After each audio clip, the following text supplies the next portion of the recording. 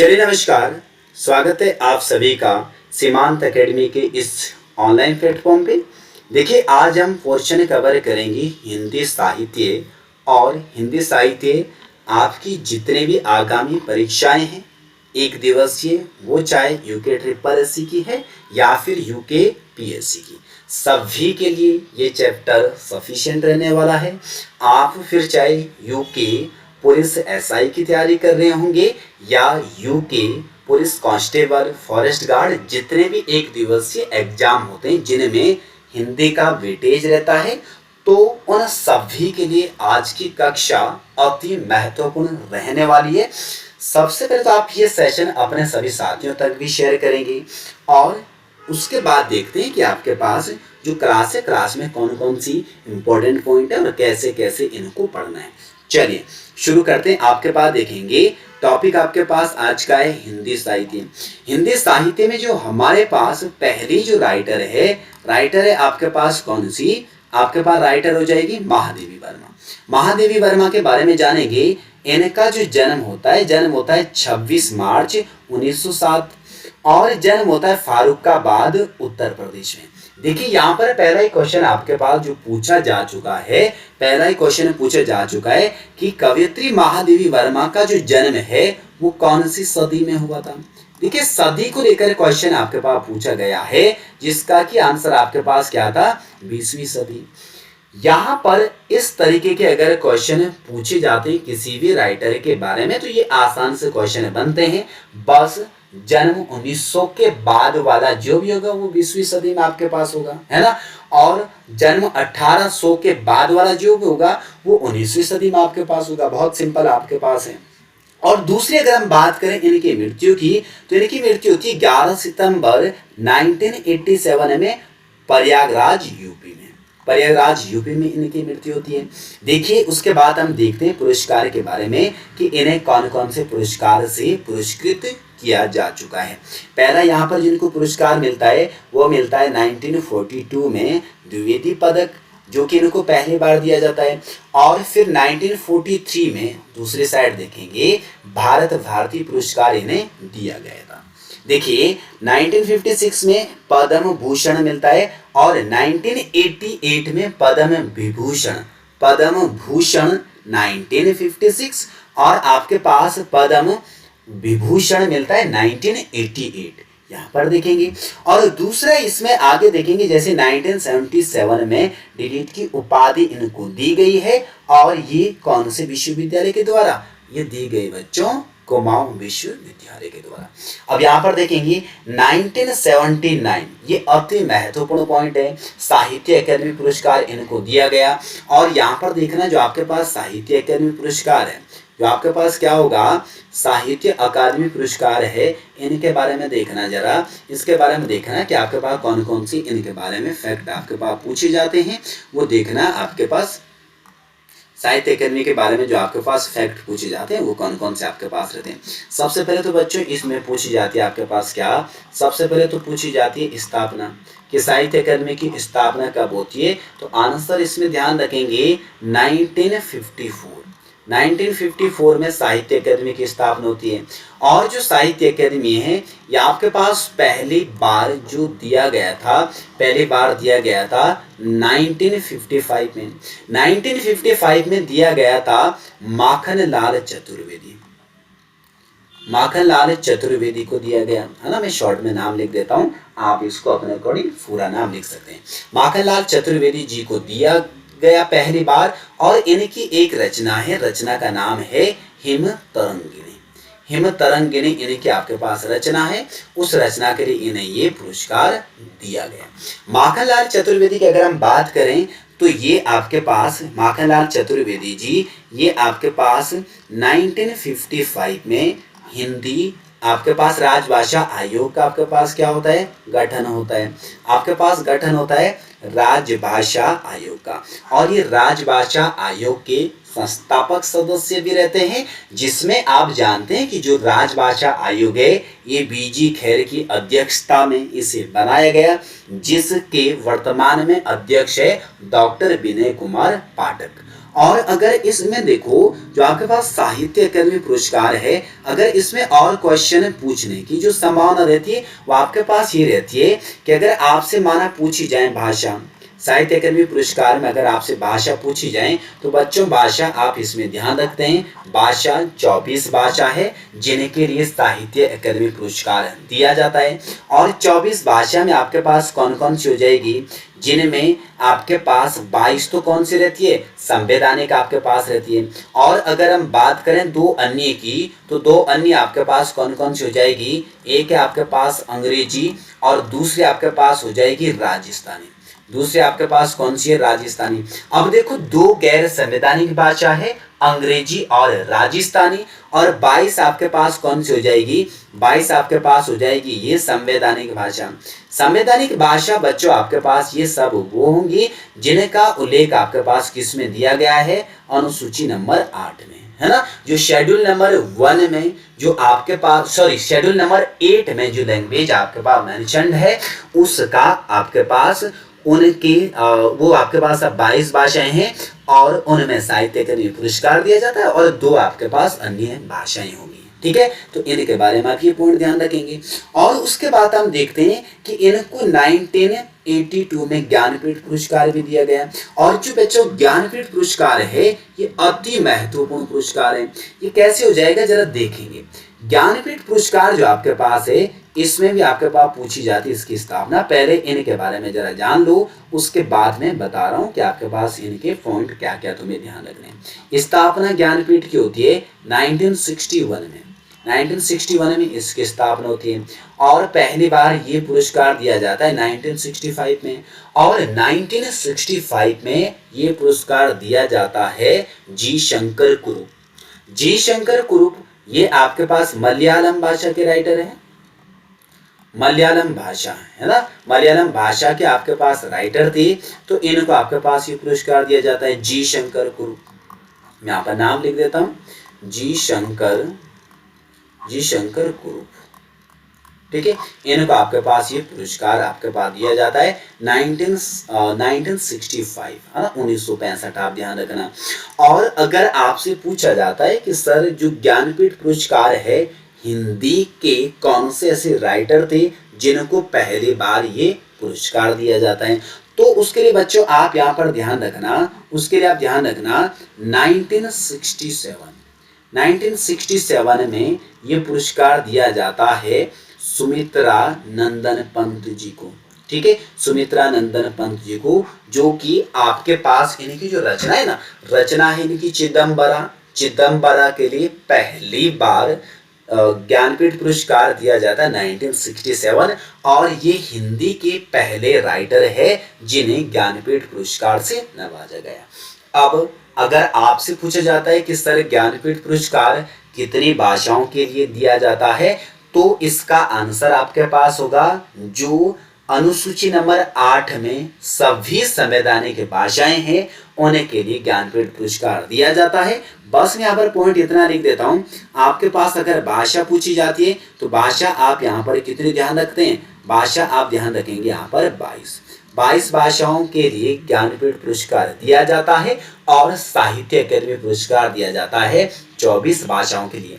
दूसरा एक important point आपके पास ये भी रहता है कि साहित्य के क्षेत्र में दूसरा सबसे बड़ा जो सम्मान है वो आपके पास होगा व्यास सम्मान। मैं ऐसे ही पॉइंट बोल रहा हूँ, है ना, मैं ऐसे पॉइंट बोलते जा रहा हूँ, आप नोट करते जाएंगे। व्यास सम्मान दूसरा साहित्य के क्षेत्र में सबसे बड़ा सम्मान है जिसकी स्थापना 1991 में आपके पास होती है।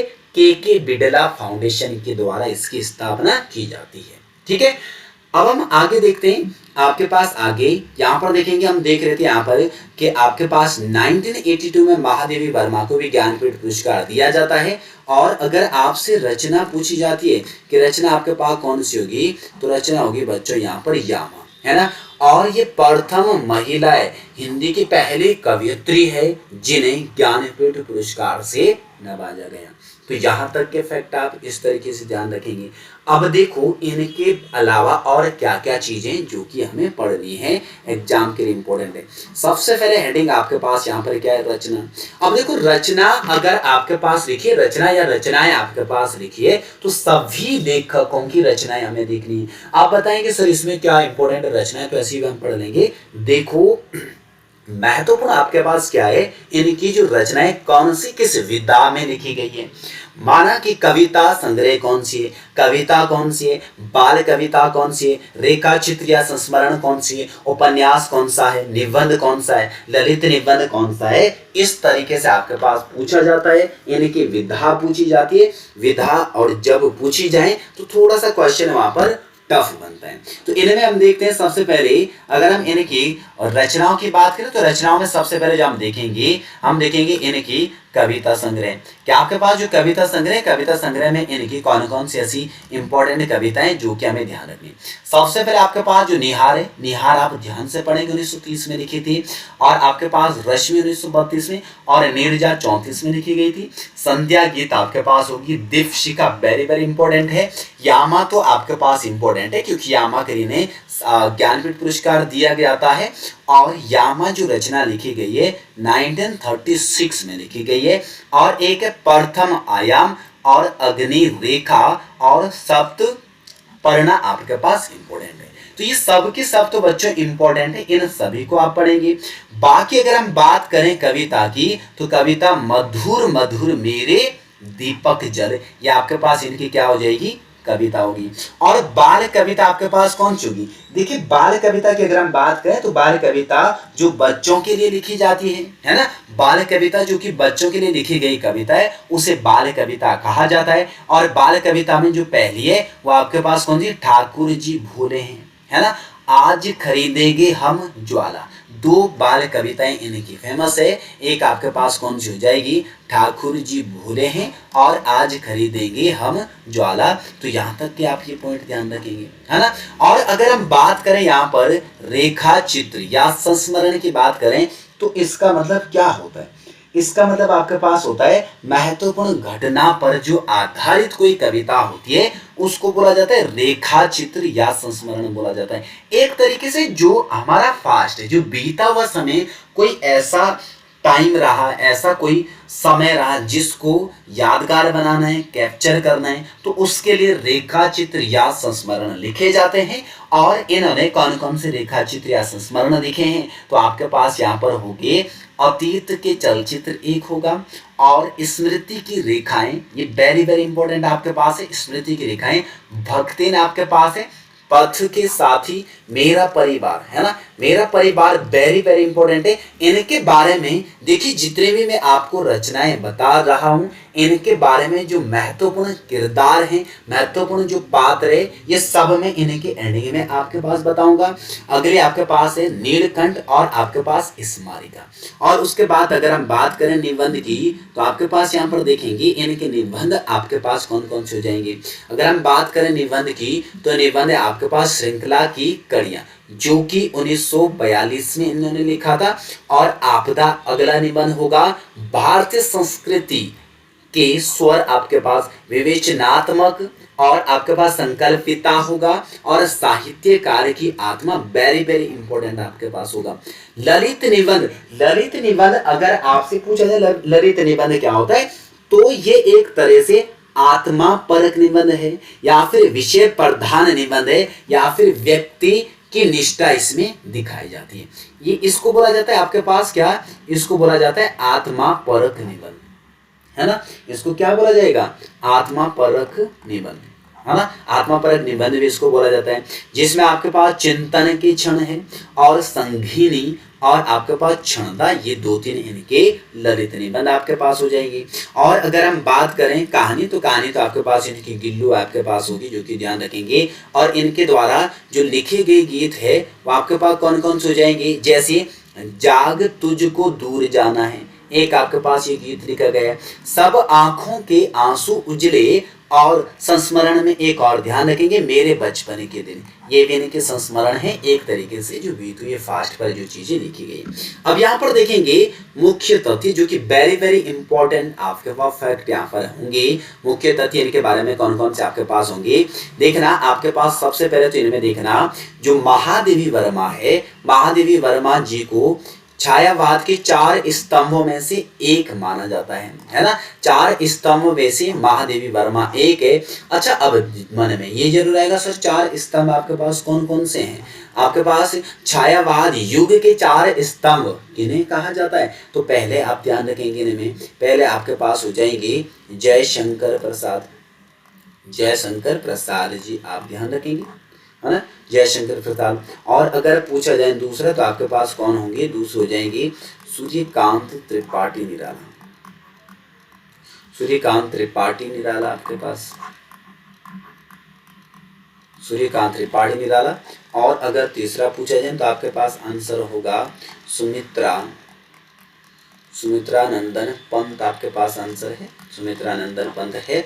और अगर पूछा जाए चौथा तो आपके पास महादेवी, महादेवी वर्मा जी, महादेवी वर्मा जी आपके पास अगली हो जाएगी, जो कि 4 छायावाद के 4 स्तंभों में से ये सब के सब इन राइटर को माना जाता है। तो आप यहाँ पर ध्यान रखेंगे। अगर आपके पास यहाँ पर देखना जो आपके पास चांद है, चांद आपके पास यहाँ पर देखेंगे, या आपके पास चांद नामक महिला पत्रिका का इनके द्वारा क्या किया गया है, संपादन किया गया है। और आधुनिक युग की इनको मीरा के नाम से इनको जाना जाता है ना, आधुनिक युग की मीरा ने कहा जाता है। और कवि निराला ने इन्हें हिंदी के विशाल मंदिर की सरस्वती भी कहा है ना। जो महादेवी वर्मा है, महादेवी वर्मा हिंदी के विशाल मंदिर की सरस्वती है, ऐसा किसने कहा, या फिर ये कथन किसका है, इस तरीके से आपके पास क्वेश्चन पूछा जा सकता है। तो आपके पास आंसर क्या होगा, आंसर होगा आपके पास निराला जी। यहाँ पर देखेंगे 1952 में यह उत्तर प्रदेश में विधानसभा परिषद की सदस्य मनोनीत हुई और निहार इनका प्रथम, निहार आपके पास क्या होगा, इनका प्रथम काव्य संग्रह आपके पास होगा। अब देखना महादेवी वर्मा के बारे में अन्य फैक्ट आपके पास क्या होंगे। देखो इनके अगर हम बात करें उपनाम की, तो उपनाम इनके कौन कौन से जो कि पूछे जाते हैं, जो इंपॉर्टेंट हो सकते हैं एग्जाम के लिए। उपनाम में बच्चों आप ध्यान रखना, उपनाम में ध्यान रखना, इनको बोला जाता है वेदना की कवियत्री, वेदना की कवियत्री इनको बोला जाता है, कवियत्री इनको बोला जाता है। दूसरा नाम आपके पास है विरह की कवियत्री इनको बोला जाता है, विरह की कवियत्री बोला जाता है, विरह की कवियत्री इनको कहा जाता है। और अगला जो इनका उपनाम है इनको बोला जाता है पीड़ा की कवियत्री, पीड़ा की कवियत्री आपके पास इनको कहा जाता है। और अगला ध्यान रखना इनको बोला जाता है रहस्यवादी कवियत्री, रहस्यवादी कवियत्री इनको कहा जाता है, रहस्यवादी कवियत्री इनको कहा जाता है। ये इनके उपनाम हैं जो कि एग्जाम के लिए अति महत्वपूर्ण है ना। तो जब आप इसको इस टाइप से या इस तरीके से ठीक से पढ़ लेते हैं तो कोई भी क्वेश्चन इसमें इधर उधर जाने की संभावना नहीं रहती है। तो यहाँ पर हमने देखा एक किरदार के बारे में, हमने देखा महादेवी वर्मा जी के बारे में देखा। और आगे हम बात करते हैं आपके पास मन्नू भंडारी जी, जो कि अति महत्वपूर्ण है। मन्नू भंडारी जी भी आपके पास अति महत्वपूर्ण किरदार आपके पास है। यहाँ पर अगर हम मन्नू भंडारी जी की बात करें तो इनमें देखना इनका जन्म आपके पास कब होता है, जन्म होता है 30 अप्रैल 1931 में होता है, भानपुरा आपके पास मध्य प्रदेश में होता है। और अगर हम बात करें पुरस्कार की तो 2008 में इन्हें व्यास सम्मान दिया गया। और कौन सी रचना के लिए, एक कहानी यह भी है ना। और यहाँ पर आपके पास जो व्यास सम्मान है, व्यास सम्मान में मैंने आपको पहले भी बोला था, व्यास सम्मान साहित्य के क्षेत्र में आपके पास क्या होगा, या आपके पास जो साहित्य का क्षेत्र है, साहित्य के क्षेत्र में दूसरा सबसे बड़ा सम्मान है। व्यास सम्मान साहित्य के क्षेत्र में दूसरा सबसे बड़ा सम्मान है। स्थापना 1991 में इसकी होती है। और स्थापना कौन करते हैं, के बिड़ला फाउंडेशन, के बिड़ला फाउंडेशन के द्वारा इनकी स्थापना की जाती है ना। तो मन्नू भंडारी जी को आपके पास ये मिलता है कब, इनको मिलता है 2008 में। और इनके बारे में जो अन्य फैक्ट है मन्नू भंडारी जी के बारे में, अन्य फैक्ट आपके पास कौन कौन से हो जाएंगी। देखिए पहले इनके बारे में हम देख लेते हैं रचनाएं, और रचनाओं के बाद इनके देखेंगे जो इंपॉर्टेंट फैक्ट्स आपके पास इनके बारे में होंगी वो कौन कौन से होंगे, वो हम एंडिंग में बात करेंगे। यहाँ पर आपके पास पहले कहानी संग्रह, कहानी संग्रह में जो महत्वपूर्ण है वो मैं आपके पास अंडरलाइन कर देता हूँ और आप उनको ही पढ़ेंगे। जैसे यहाँ पर देखेंगे एक प्लेट सैलाब जो कि 1962 में लिखी थी, मैं हार गई 1957 में लिखी थी, तीन निगाहें की एक तस्वीर इनकी अगली हो जाएगी जो कि अति महत्वपूर्ण इनकी कहानी हो जाएगी, और यही सच है। और अगला हो जाएगा आपके पास त्रिशंकु पढ़ लेना, और आंखों देखा झूठ इनकी अगली इंपॉर्टेंट हो जाएगी, और नायक खलनायक विदूषक हो जाएगा, और रानी माँ का चबूतरा ये इंपॉर्टेंट हो जाएगी, और गीता का चबूतरा हो जाएगा। और अगर आपके पास देखेंगे यहाँ पर इंसान के घर इंसान जो कि अति महत्वपूर्ण आपके पास हो जाएगी, पंडित गजानन शास्त्री ये आपके पास अति महत्वपूर्ण आपके पास हो जाएगी। और उसके बाद जो इनकी अगली इंपॉर्टेंट आपके पास हो जाएगी वो आपके पास देखना, जैसे आपके पास कौन कौन सी हो जाएगी। जैसे आपके पास आते जाते यायावर, यायावर का मतलब क्या होता है बच्चों, घुमक्कड़ होता है ना, आते जाते घुमक्कड़, तो यायावर का अर्थ ही आपके पास क्या होता है, घुमक्कड़ आपके पास होता है ना। और आपके पास तीसरा हिस्सा हो गया या फिर आपके पास अलगाव हो गया, ठीक है, ये आपके पास इंपॉर्टेंट है जितने मैंने आपके पास यहाँ पर अंडरलाइन करिए। और उसके बाद अगर हम बात करें इनके उपन्यास कि सर इनके उपन्यास कौन कौन से जो कि इंपॉर्टेंट आपके पास है, तो उपन्यास में आपका बंटी वेरी वेरी इंपॉर्टेंट है, आपके पास जितना इंपॉर्टेंट समझो उतना इंपॉर्टेंट है। ऐसा क्यों, मैं आपके पास बता रहा हूँ इसके बारे में, क्योंकि उपन्यास जो आपका बंटी है, आपके बंटी के बारे में जरा कुछ चीजें समझना। आपके पास यहाँ पर आपका बंटी, देखो आपका बंटी पहली बात तो आपके पास है, इसको बोला जाता है हिंदी का कालजयी उपन्यास। मैं समझा रहा हूं इसके बारे में, हिंदी का कालजयी उपन्यास इसको कहा जाता है। अब क्वेश्चन ये उठेगा सर सब ठीक है पर ये कालजयी का मतलब क्या होता है। कालजयी का मतलब होता है ऐसा उपन्यास जो ऑल टाइम फेवरेट रहा हो। ऑल टाइम फेवरेट का मतलब क्या होता है सर, इसका मतलब होता है जो सदाबहार उपन्यास है, हर किसी का पसंदीदा उपन्यास है ना। जिस उपन्यास ने काल पर विजय पाई है उसको क्या बोला जाता है, कालजयी उपन्यास। तो आपके पास एक क्वेश्चन सीधा यहाँ से तैयार होता है कि हिंदी का यानी महादेवी वर्मा के किस उपन्यास को कालजयी उपन्यास माना जाता है, तो आंसर क्या होगा, आपका बंटी। ऐसा क्यों, क्योंकि जो आपका बंटी है इसका जो विषय है आपके पास, विषय आपके पास ये होगा तलाकशुदा पति पत्नी, तलाकशुदा पति पत्नी आपके पास है, तलाकशुदा पति पत्नी पर आपके पास ये लिखा है, एक सेकंड है,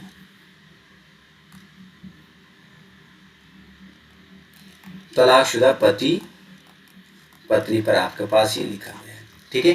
तो तलाकशुदा पति पत्नी पर आपके पास ये लिखा गया है, इसलिए आपके पास इंपॉर्टेंट है, जिसमें जो आपका बंटी है इस आपके बंटी को केंद्र मानकर या फिर केंद्रित आपके बंटी पर, क्योंकि बंटी आपके पास इनकी क्या रहती है, संतान आपके पास रहती है। और आपके पास अगर इनमें पूछे जाते हैं पात्र, क्योंकि पात्र भी आपके पास पूछे जाते हैं, सिर्फ पात्र पूछे जाएं तो पात्र कौन कौन से आपके पास होंगे। देखो पात्र आपके पास एक तो आपके पास बंटी ही है ना, एक तो आपके पास बंटी, इनमें आपके पास पात्र होंगे। बंटी के अलावा आपके पास हो जाएंगे शकुन, आपके पास है शकुन आपके पास है, और आपके पास अजय इसका पात्र है, और वकील चाचा आपके पास इसका पात्र है, वकील चाचा। और वकील चाचा के बाद आपके पास फूफा है ना, फूफा जी भी इसके क्या हो जाएंगे, पात्र हो जाएंगे। तो ये सारे पॉइंट आप आपके बंटी के बारे में ध्यान रखेंगे, जो कि अति महत्वपूर्ण आपके पास क्या होगा, ये उपन्यास आपके पास होगा। विषय मैंने आपके पास लिख दिया है, क्योंकि आपके पास विषय भी सीधा पूछ दिया जाता है कि जो आपका बंटी है इस उपन्यास का विषय आपके पास क्या होगा, तो आंसर क्या होगा, तलाकशुदा पति पत्नी, इसका क्या होगा, मुख्य विषय होगा। ठीक है। और आपके बंटे के बाद दूसरा जो महाभोज है, महाभोज भी आपके पास अति महत्वपूर्ण है। महाभोज आपके पास यहाँ पर क्या होगा, अति महत्वपूर्ण आपके पास ये होगा। उसके बाद हम देखेंगे, उसके बाद आपके पास देखेंगे कि आपके पास स्वामी आपके पास होगा। 1 इंच मुस्कान, 1 इंच मुस्कान आपके पास यहाँ पर अति महत्वपूर्ण इनमें होगा। जो 1 इंच मुस्कान है ये आपके पास अति महत्वपूर्ण इनका उपन्यास आपके पास होगा। और अगर हम देखेंगे कि इनकी जो फिल्म कथाएं आपके पास हो जाएगी, फिल्म पट कथाएं कौन कौन सी होगी, जिसमें रजनीगंधा आपके पास है, या फिर इसको रजनी बोला जाता है, निर्मला बोला जाता है, और स्वामी दर्पण इसे कहा जाता है। और अगर हम बात करें नाटक की कि नाटक आपके पास कौन कौन से महत्वपूर्ण है, तो नाटक हो जाएंगी बिना दीवारों का घर, जो कि अति महत्वपूर्ण है, और रजनी दर्पण इनका नाटक होगा। और बात करें आत्मकथा, आत्मकथा आपके पास जैसे एक कहानी यह भी, जिसके लिए अवार्ड भी आपके पास दिया गया। और अवार्ड आपके पास कौन सा दिया गया, जो कि मैं आपको अभी बता चुका था। अवार्ड आपके पास इनको दिया जाता है इनके लिए कौन सा, व्यास सम्मान एक कहानी यह भी के लिए, और फ्रॉड शिक्षा के लिए। और आपके पास सवा शेर गेहूं एक इनके आपके पास अगली आत्मकथा होगी। और अगर हम बात करें मुख्य तथ्य में, तो मुख्य तथ्य इनके कौन कौन से हो जाएंगे, जिसमें महाभोज आप देखेंगे, महाभोज जिसका विषय आपके पास क्या होगा, नौकरशाही और राजनीति में व्यापक भ्रष्टाचार। पात्र आपके पास इनके होंगे दास साहब, किसके पात्र है, दास साहब, महाभोज उपन्यास के पात्र दास साहब है। और जो रजनीगंधा है इसके पात्र लीला, अमित, रजनी हो जाएंगे। और यही सच कहानी पर ये आधारित है। ठीक है, यही सच कहानी पर ये आधारित है, कौन सी, रजनीगंधा आपके पास जो होगी फिल्म पट कथा जो आपके पास है, क्योंकि रजनीगंधा ऊपर आप देखेंगे ये आपके पास फिल्म पट कथा में आपने देखा यहाँ पर रजनीगंधा। अगला देखेंगे 1 इंच मुस्कान, 1 इंच मुस्कान इसका विषय आपके पास है आधुनिक लोगों की दुखांत प्रेम कथा। आधुनिक लोग ऐसा होता है ना कि प्रेम जाल में ऐसे उलझे रहते हैं, तो उनमें अपना अपना दुखड़ा सब रोते रहते हैं, अपने अपने सब जीवन में ऐसे दुखी महसूस करते हैं।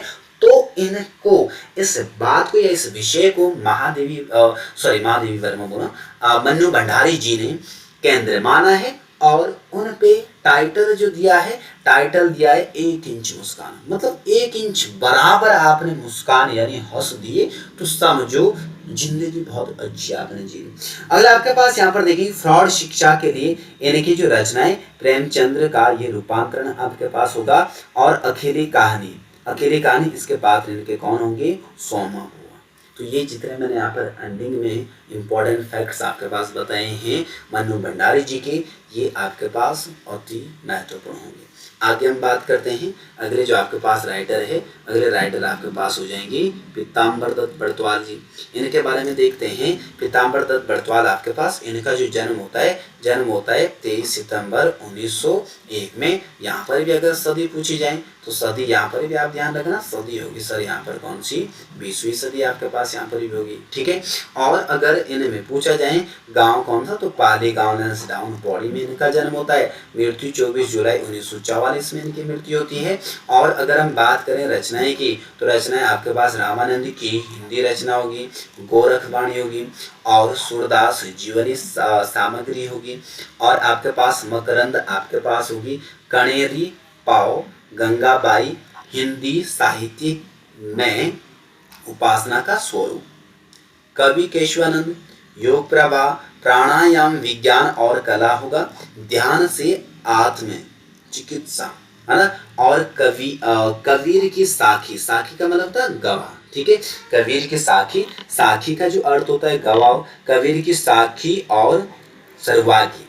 यहाँ पर देखेंगे हरिदास की साखी, साखी का मतलब गवाह है, रैदास की साखी। और आपके पास हरिभक्त प्रकाश, यहाँ पर ये इंपॉर्टेंट आपके पास इनकी रचना होगी। आपके पास सेवा दमन होगा, गद्य सौरभ आपके पास है, नेपाली साहित्य का इतिहास हो जाएगा। और आपके पास अगला जो इंपॉर्टेंट है आपके पास हो जाएगा अगला जो आपके पास इम्पोर्टेंट है, इनके बारे में अगले देखते हैं इम्पोर्टेंट फैक्ट्स, है ना। जो इम्पोर्टेंट फैक्ट्स आपके पास है, इम्पोर्टेंट फैक्ट्स आपके पास इनके बारे में कौन कौन से हैं, फिर आपके पास पीताम्बर दत्त बड़तवाल के बारे में इन्हें भी देखना। अगर हम इनके बारे में इम्पोर्टेंट फैक्ट्स की बात करें तो इम्पोर्टेंट फैक्ट्स में पहला पॉइंट आप देखना है यहाँ पर, इनको 1940 में तिरुपति में प्राच्य विद्या सम्मेलन की प्राच्य विद्या सम्मेलन की हिंदी शाखा की अध्यक्षता इन्होंने की थी। और हिंदी में डीएलएड की उपाधि पाने वाले शोध विद्यार्थी 1933 में मिली और काशी विश्वविद्यालय हिंदी ने इनको आपके पास ही उपाधि दी जाती है काव्य में निर्गुणवाद के लिए। देखना आपके पास, देखो क्वेश्चन जो इसमें सीधा पूछा जा चुका है कि डॉक्टरेट की उपाधि पहली बार हिंदी के लिए किस साहित्यकार को दी जाती है। आंसर सीधा सीधा ध्यान रखना है, पीताम्बर दत्त बड़तवाल। ठीक है, आंसर सीधा ध्यान रखना है, पीताम्बर दत्त बड़तवाल। और किन विश्वविद्यालय ने दी थी, तो काशी विश्वविद्यालय के द्वारा इनको दी जाती है। ठीक है, काशी विश्वविद्यालय के द्वारा दी जाती है। और आपके पास यहाँ पर देखेंगे बाल्यकाल में अंबर नाम से कविताएं लिखते थे, है ना। बाल्यकाल मतलब बचपन की अवस्था में अंबर नाम से अपनी कविताएं लिखते थे। और हिलमैन नामक अंग्रेजी मासिक पत्रिका का इन्होंने संपादन किया था। ठीक है, और कबीर ग्रंथावली व रामचंद्रिका के भी ये संपादक रहते हैं। पुरुषार्थ का संपादन भी इनके द्वारा किया गया। इनके आपके पास कौन कौन सी हो जाएगी, इनकी पत्रिकाएं हो जाएगी। जैसे आपके पास हिलमैन है, और आपके पास कबीर ग्रंथावली है, और रामचंद्रिका आपके पास है, और पुरुषार्थ आपके पास हो जाएगी, है ना। और मनोरंजनी नामक हस्तलिखित पत्रिका निकाली, जो कि श्रीनगर पौड़ी से इन्होंने पब्लिश करी थी। गोस्वामी तुलसीदास व रूपक रहस्य के सह लेखक भी ये रहे। और मकरंद का संकलन डॉक्टर भगीरथ मिश्र ने किया था। और योग प्रभा एक संकलन जो आपके पास डॉक्टर संपूर्णानंद ने किया था। और आपके पास king order and knights of the round table का हिंदी अनुवाद इन्होंने करा था। ये आपके पास बात वाले चाहे ध्यान रखो ना रखो, पर जो इनकी पत्रिकाएं आपके पास होंगी, पत्रिकाएं हैं, ये पत्रिकाओं वाले सारे पॉइंट तुमने इनकी ध्यान रखने हैं। ये सारे के सारे इनकी महत्वपूर्ण हो जाएंगे। अगले अगर हम बात करें, अगले आपके पास राइटर आपके पास है मंगलेश डबराल जी। डबराल जी के बारे में देखते हैं। जो डबराल जी आपके पास है, इनकी आपके पास इनके बारे में क्या क्या पॉइंट इंपॉर्टेंट है। देखिए, इनका जो जन्म होता है 16 मई 1948 में होता है। काफर फानी टिहरी गढ़वाल में आपके पास होता है। मृत्यु होती है इनके आपके पास 9 दिसंबर सन 2020 में हाल ही में इनकी मृत्यु होती है। तो ऐसा हाल ही में मतलब 2-4 साल पहले इनकी मृत्यु होती है, तो इसलिए आपके पास ये राइटर आपके लिए महत्वपूर्ण बन जाते हैं। ठीक है, यहाँ पर देखेंगे जिनको पुरस्कार आपके पास दिया जाता है, पुरस्कार दिया जाता है सन 2000 में साहित्य अकादमी। और कौन सी रचना के लिए, हम जो देखते हैं। और इनकी अगर हम बात करें रचनाओं की, तो रचनाओं में पहले जो विदा है, कहानी संग्रह है। कहानी संग्रह आपके पास पहाड़ पर लाइटन है। पहाड़ी आदमी तो टाइटल भी वैसे ही रहेंगे अपने पहाड़ों के जैसे, पहाड़ पर लाइटन। घर का रास्ता आपके पास हो जाएगा, है ना। घर का रास्ता आपके पास इनका हो जाएगा। और हम जो देखते हैं, आवाज भी एक जगह है, मुझे दिखा एक मनुष्य। कवि ने कहा अत्याचारियों की थकान, अत्याचारियों की प्रमाण आपके पास। और अगर हम बात करें कविताएं की, तो कविताएं इनकी कौन सी होगी, संगतकार है, तानाशाह है, पिता का चश्मा होगा, पहाड़ से मैदान, समय नहीं है, गुलामी आपके पास होगा, अंतराल आपके पास होगा, और कैशव अनुरागी है, पत्तों की मृत्यु, बच्चों के लिए एक चिट्ठी, घर शांत है, खोई हुई चीज, गुमशुदा आपके पास इंपॉर्टेंट है, चांद की कविता, बारिश, मैं चाहता हूँ, हथियारों का घोषणा पत्र, ये इंपॉर्टेंट होगी, सोते जागते, सुबह की नींद, टॉर्च और मोबाइल, ये सब आपके पास इनकी क्या होगी, आपके पास कविताएं होगी, है ना। सोते जागते, सुबह की नींद, सुबह की नींद ऐसी मीठी होती, कोई खराब करो तो ऐसे मन करता है कि भाई साहब तुम्हारी तारीफ बड़े लेवल पे की जाए, है ना। तो टाइटल इनके ऐसे जबरदस्त रखे हुए हैं आपके पास, सुबह की नींद, है ना। सुबह की नींद की इतनी मीठी होती है, तो उस आधार पर हमने ये आपके पास कविताएं लिखी है। अगर आपके पास देखेंगे इनके बारे में जो इम्पोर्टेंट फैक्ट है, देखिए आपके पास यात्रा वृतांत इनके द्वारा लिखी गई है। एक बार आयोवा, है ना, एक बार आइएगा नहीं, आयोवा, ऐसा मत सोचना कि गलत टाइप हो रहा था तो आप ऐसी बात, एक बार आयोवा, ये बिल्कुल ठीक है ना। अगला देखेंगे गद्य संग्रह आपके पास, लेखक की रूपी आपके पास होगा, कवि का अकेलापन आपके पास होगा, और जो क्षणिकाएं हैं, क्षणिकाएं आपके पास इनकी कौन कौन सी हैं, आपके पास मंगलेश विद्यापराल जी की क्षणिकाएं में अगर आपके पास पूछा जाए क्षणिकाएं होती क्या है, तो क्षणिकाओं में आप ध्यान रखना, मन में उपजे शब्दों को चंद शब्द में लिखना, मतलब कोई भी ख्याल तुम्हारे मन में आते हैं और मन के ख्यालों को तुरंत लिख डालना। जैसे आशु कवि होता है ना, आशु कवि बोला जाता है जो तुरंत कविता करता है, जो तुरंत कविताओं को लिखता है, उसको आशु कवि कहा जाता है। तो ठीक ऐसी ही विधा आपके पास क्या होती है, क्षणिकाएं आपके पास होती है। क्षणिकाएं जो मन में उपजे, जो एक तरीके से थॉट से उनको लिख देना। जैसे नए युग के शत्रु, आदिवासी, परछाई, घटती हुई ऑक्सीजन, नुकीली चीजें, प्रतिकार, ठगे जाने में संतोष, है ना, ठग गए तो कोई दिक्कत नहीं, हमें तो संतोष है। ठीक है, अगला देखेंगे यहाँ पर अगली जो राइटर आपके पास है गौरापंत शिवानी, और अगले आपके पास है गौरापंत शिवानी। इनका जो जन्म होता है 17 अक्टूबर 1923 में होता है, राजकोट गुजरात में इनका जन्म होता है। मृत्यु होती है 21 मार्च 2003 में दिल्ली में। और इनको जो पुरस्कार दिया जाता है 1982 में, पद्मश्री 1979 में, हिंदी सेवा निधि राष्ट्रीय पुरस्कार इनको दिया जाता है। और अगर हम बात करें इनकी रचनाओं की, तो रचनाओं में जो पहली विधा आपके पास है उपन्यास है, जैसे कृष्ण कलियोगी, कालिंदी, अतिथि, पूतों वाली, चल खुसरो घर अपने, शमशान चंपा, मायापुरी, और खेजा, गेंदा, व्यवहारी आपके पास है, स्वयं सिद्धि आपके पास है, विष कन्या जो कि वेरी वेरी इंपॉर्टेंट है, रति मिलाप, आकाश आपके पास है, 14 फेरे करिए है ना, 14 फेरे, 14 फेरे अलग है, सॉरी, ये आपके पास 14 फेरे होगा, और करिए छीमा अलग आपके पास हो जाएगा। ठीक है, और उसके बाद 2 सखियां इनकी और इम्पोर्टेंट है ना, 2 सखियां इनके लिए इम्पोर्टेंट है। एक थी रामरती, कस्तूरी मृग, और अपराजित, अपराधीन, और सुरंगमा, ये आपके पास इनके उपन्यास हो जाएंगे इम्पोर्टेंट। अगर हम बात करें इनकी कहानी की, तो कहानी संग्रह में देखना, इनकी कहानी संग्रह आपके पास कौन कौन सी होगी, जिसमें आपके पास झरोखा आपके पास होगा, मृणमाल की हंसी, और रथिया आपके पास होगा, लाल हवेली, मिटी हुई गूठ। ठीक है, संस्मरण में मैंने आपके पास बोला था, संस्मरण आपके पास एक तरीके से ऐसी विधा है जो कि आपके पास याद के लिए लिखी जाती है। संस्मरण आपके पास होगा, आपके पास आमोदर, शांति निकेतन, स्मृति कलश होगा, आपके पास वातायन होगा, और जालक है, और अरुंधति आपके पास होगा। धारावाहिक में जरा समझना, धारावाहिक आपके पास क्या होगा।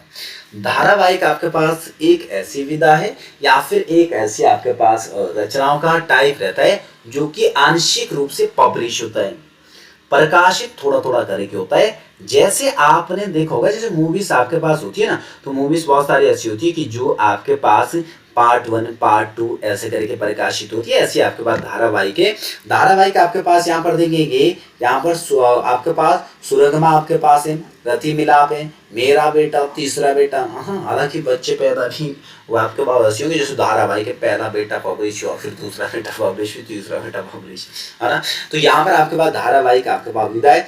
यात्रा विवरण आपके पास, जैसी यात्रा विवरण में यात्रिक ध्यान रखना, है ना, चरे वेती भी आपके पास है, पर आपके पास यात्रिक भी इनमें आपके पास ध्यान रखना। और अगर आपके पास आत्मकथा की अगर हम बात करें, तो आत्मकथाओं में यहाँ पर सुनो हूँ तात यह अंबर कहानी।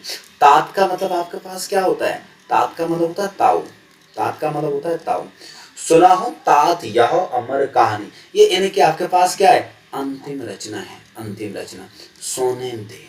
ठीक है, यानी कि आत्मकथा का मतलब क्या होता है, जो व्यक्ति स्वयं अपनी कथा, अपने जीवन में व्यतीत घटनाओं को जो व्यक्त करता है, उन्हें आत्मकथा कहा जाता है। तो इन्होंने लिखी, सुनाऊं तात यह अमर कहानी। तात मतलब ताऊ जी, है ना, तात का मतलब मैंने यहाँ पर क्या बोला, तात का मतलब होता है ताऊ जी आपके पास, है ना। और अगले आपके पास इनके बारे में जो मुख्य फैक्ट है, मुख्य फैक्ट आपके पास कौन कौन से हैं, मुख्य फैक्ट के बारे में देखना। यहाँ पर आपके पास जो इम्पोर्टेंट फैक्ट है वो आपके पास, जैसे शिवानी की जो पहली रचनाएं ये आपके पास 12 वर्ष की उम्र में प्रकाशित होती है, और अल्मोड़ा से निकलने वाला जो अखबार है नटखट बाल पत्रिका में इनकी पहली आपके पास रचना छपी थी, है ना। और रविंद्रनाथ टैगोर ने शिवानी को गौरा कहकर पुकारा था। क्वेश्चन आपके पास यहीं पर बनता है कि गौरा पंत शिवानी को गौरा नाम किसने दिया था, आंसर क्या होगा, रविंद्रनाथ टैगोर। इनके आपके पास देखेंगे मैं दुर्गा व कृष्ण की रचना धर्म युग में प्रकाशित हुई थी, ठीक है, धर्म युग में प्रकाशित हुई थी, जो कि ये आपके पास धर्म युग, ऐसा नहीं कि सर धर्म युग अच्छा उस युग की थी, नहीं रे भाई, धर्म युग मतलब आपके पास क्या है, ये आपके पास पत्रिका का नाम है, ठीक है, ये पत्रिका का आपके पास क्या होगा, नाम आपके पास होगा, ठीक है। तो ये पॉइंट इनके बारे में आप ध्यान रखिए। और आगे अगर हम बात करें तो आपके पास अगले जो आपके पास राइटर है मीराबाई, है ना, मीराबाई। मेरो तो गिरधर गोपाल दूसरा ना कोई, जाके सिर मोर मुकुट मेरो पति सोई, है ना। इनको तो आपने बहुत ही बखूबी आपने पढ़ा होगा, अच्छे आपके पास करेक्टर है पढ़ने के लिए। देखो मीराबाई आपके पास पहले बात इनके बारे में थोड़ा सा सुनना, क्योंकि जब भारत आपके पास, अगर भारत के आप प्राचीन इतिहास की बात करें तो प्राचीन इतिहास में भारत में आपके पास क्या थी, सती प्रथा, जो कि कुप्रथा है एक तरीके से। किसी का पति मर जाना, और पति पता नहीं भांग खा के मर रहा है, कैसे मर रहा है, बीड़ी पी के मर रहा है, दारू पी के मर रहा है ना। शादी के 10 दिन बाद पति मर जा रहा है और बीवी को क्या होना है, सती होना है ना। तो जो मीराबाई है, मीरा भाई ने इसका बड़े लेवल पर विरोध करा था, बड़े लेवल पे इस प्रथा का खंडन करा था कि मुझे सती नहीं होना है। मीराबाई ने अपना जो पति है, पति परमेश्वर के रूप में जिनकी पूजा करी, वो आपके पास पूजा करते हैं ये श्री कृष्ण की, है ना। तो मीराबाई का बहुत एक तरीके से अहम रोल रहा है इस समाज के लिए, बहुत ज्यादा ही आपके पास चर्चित लेखिका आपके पास है। देखिए इनके बारे में देखेंगे, जन्म इनका होता है 1898 में होता है, और कुड़की जिला आपके पास पाली, जोधपुर, राजस्थान में। उपनाम इनका आध्यात्मिक कवित्री और आदि कवित्री, है ना। आधुनिक युग की मीरा माधवी वर्मा को आपने जाना था। और इनकी जो मृत्यु आपके पास होती है 1500 आपके पास 46 में द्वारका, द्वारका जो कि आपके पास कहाँ है, गुजरात में। ऐसा मिलता है कहानियों में कि जब राजस्थान से मीराबाई द्वारका जाती है तो इनका अता पता नहीं रहता कि द्वारका में ही जैसे मानो समा गई, क्योंकि इतनी अनन्य भक्ति जो ये करती थी श्री कृष्ण की, है ना। अगला देखेंगे इनका जो पति, आपके पास पति का नाम कुंवर भोजराज है, और भोजराज में आपके पास माना जाता है कि इनकी शादी के 6-7 साल बाद इनकी मृत्यु हो जाती है, और पूरा समाज, पूरा राज परिवार इनको ये प्रेशराइज करता है कि आपको क्या होना पड़ेगा, सती होना पड़ेगा, है ना। पर मीराबाई सती नहीं होती है ना। और इनके जो गुरु है, गुरु इंपॉर्टेंट है, मैं बताऊंगा क्यों इंपॉर्टेंट है। रैदास इनके गुरु का नाम है, रैदास। रैदास को लेकर भी मीराबाई बहुत ज्यादा ट्रोल होती है। इस वजह से ट्रोल होती है क्योंकि इनमें माना जाता है कि इनकी जो गुरु है वो गुरु नीच कास्ट के थे, जिस वजह से मीराबाई को और ज्यादा समाज के ताने और ज़्यादा समाज में इनको ट्रोल होना पड़ा।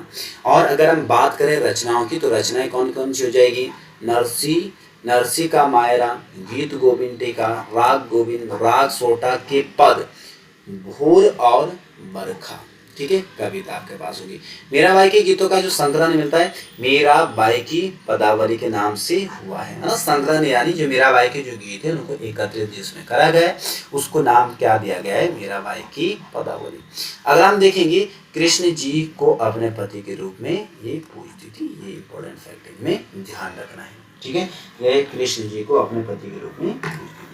और इसके बाद अगले जो आपके पास हो जाएंगी, अगले आपके पास अगले जो राइटर आपके पास है, अगले राइटर आपके पास हो जाएंगी गोस्वामी तुलसीदास जी, है ना, गोस्वामी तुलसीदास जी।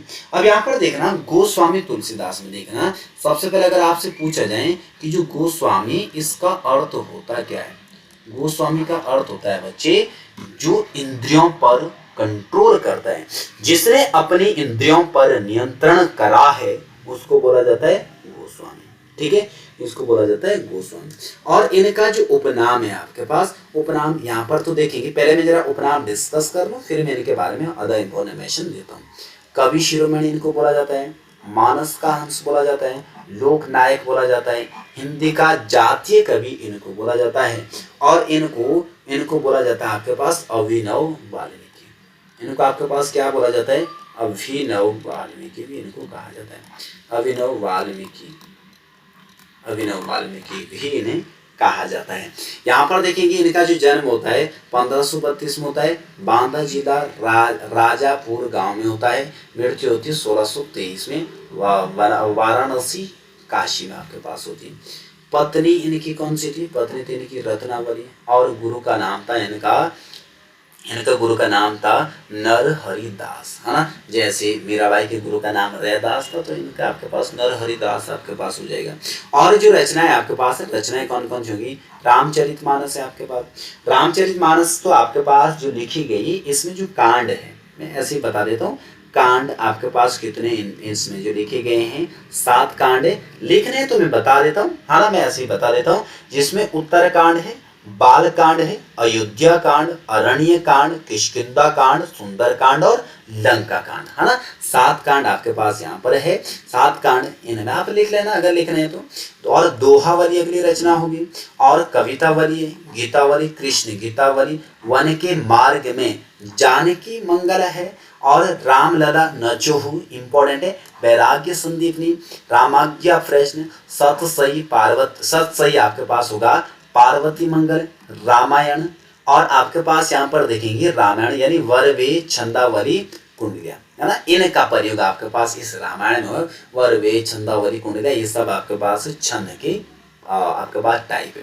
रामशला का झूलना और संकट मोचन, हनुमान चालीसा, कलिवर्धा मार्ध आपके पास हो जाएगी, मार्ध धर्म आपके पास होगी, और निरूपण आपके पास लक्ष्मण राम का मिलाप आपके पास। इनमें देखना है, इनमें जो इंपॉर्टेंट आपके पास है, अति इंपॉर्टेंट है, आपके पास मैं अंडरलाइन कर देता हूँ। विनय पत्रिका है जो कि इनकी अंतिम रचना है। बाकी आपके पास यहाँ पर पार्वती मंगल, रामायण आपके पास हो जाएगी, या फिर आपके पास यहाँ पर क्या हो जाएगी? हनुमान चालीसा। ये सब तो आपके पास आप देख ही लेंगे, नॉर्मल आपके पास हो जाएगी। पर इनके बारे में अदर फैक्ट के बारे में देखते हैं, अदर फैक्ट्स आपके पास इनमें कौन कौन से होंगे। तुलसीदास को लोक मंगल की साधना और समन्वय का कवि भी कहा जाता है। वेरी वेरी इंपॉर्टेंट आपके पास ये पॉइंट होगा। और आपके पास अगला होगा रामचरितमानस, जो कि 1574 में आरंभ की थी। भाषा बेसवाड़ी या अवधी आपके पास इनकी थी। मुख्य छंद चौपाई का इसमें प्रयोग किया गया है। और कवितावली भाषा इसकी ब्रज भाषा होगी। मुख्य छंद कौन सा है? सवैया और कवित्व आपके पास होगा। और विनय पत्रिका जिसकी भाषा ब्रज भाषा है, और गेय पदों में लिखी गई है। गेय पद एक आपके पास लिखने की आपके पास क्या हो जाएगी? लिखने की विधा आपके पास हो जाएगी। और वन के मार्ग में जो कि छंद आपके पास सवैया आपके पास होगा। तुलसीदास को रूपक अलंकार का सम्राट भी कहा जाता है। जैसे क्वेश्चन आपके पास यहाँ पर इंपॉर्टेंट कौन सा बनता है कि अलंकार का सम्राट बोल रहा हूं मैं, रूपक का नहीं। अलंकार का जनक जैसे बहामा को बोला जाता है, ऐसे ही उनमें से एक अलंकार है रूपक अलंकार, जिसका सम्राट किसको माना जाता है? तुलसीदास जी को माना जाता है। बाकी अदर फैक्ट आपके पास इनमें कौन कौन से ध्यान रखेंगे? जो तुलसीदास है, तुलसीदास इनका जो आपके पास बचपन का नाम है, अगर हम बात करें इनकी बचपन के नाम की, तो बचपन का नाम इनका आपके पास क्या मिलता है? राम बोला आपके पास मिलता है। राम बोला इनका बचपन का नाम मिलता है तुलसीदास का, है ना। ये भी आप इनमें अदर फैक्ट में इनको ध्यान रखना है। राम बोला आपके पास इनका बचपन का नाम मिलता है ना। और इनका जो पालन पोषण है, पालन पोषण आपके पास मुनिया नाम की दासी ने इनका पालन पोषण किया है। और कवि ग्रियर्सन ने, है ना, कवि ग्रियर्सन ने इन्हें एशिया का सर्वश्रेष्ठ कवि माना है, गोस्वामी तुलसीदास को। ठीक है, यहां तक क्या आप ध्यान रखेंगे। और आगे हम बात करते हैं जो कि आज का लास्ट टॉपिक होगा। यहाँ पर आपके पास रसखान में देखेंगे, रसखान इनका जो जन्म होता है आपके पास 1548 में होता है, अमरोहा उत्तर प्रदेश में होता है। और इनकी जो मृत्यु होती है 1628 में वृंदावन होती है, वृंदावन में आपके पास होगी। और इनका जो मूल नाम है सैयद इब्राहिम खान है। रचनाएं प्रेम वाटिका, सुजान दस्तन, दान लीला। मुख्य तथ्य क्या होंगे? ये मुस्लिम कवि, कृष्ण भक्त और अकबर के समकालीन थे। ठीक है, तो आज के फैक्ट बच्चों यहीं तक जानते हैं, बाकी इससे आगे की हम बात करेंगे अगले क्लास में, जो कि इसी में आपको कंटिन्यू मिलेगी। आपका वीडियो में बने रहने के लिए बहुत बहुत धन्यवाद।